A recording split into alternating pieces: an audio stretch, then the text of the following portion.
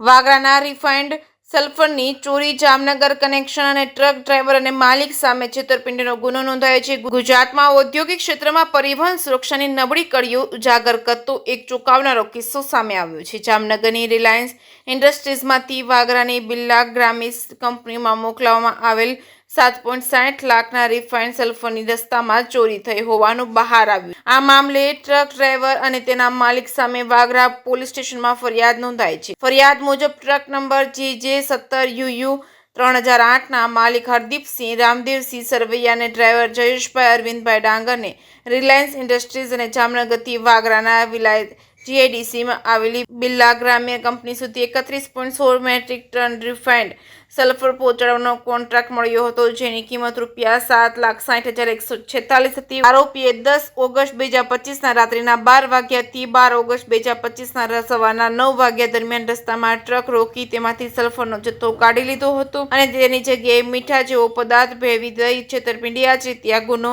અંગે વાગરા પોલીસ સ્ટેશનમાં ફરિયાદ નોંધાતા પોલીસે તાત્કાલિક ગુનો દાખલ કરી તપાસ શરૂ કરી છે. આરોપીને ઝડપી પાડવા માટે જુદી જુદી પોલીસ ટીમો બનાવવામાં આવી છે. આ પ્રકારના ગુનાઓથી ઉદ્યોગ જગતમાં ચિંતાનું મોજું ફરી વળ્યું છે. પોલીસ અધિકારીએ આવી ઘટનાઓને અટકાવવા માટે સઘન પેટ્રોલિંગ અને તપાસની ખાતરી આપી હતી. કિસ્સામાં ટૂંક સમયમાં આરોપીની ધરપકડ થવાની શક્યતા છે. JK સ્વિંગ ગુજરાતી સાથે કેતન મહેતા, ભરૂચ.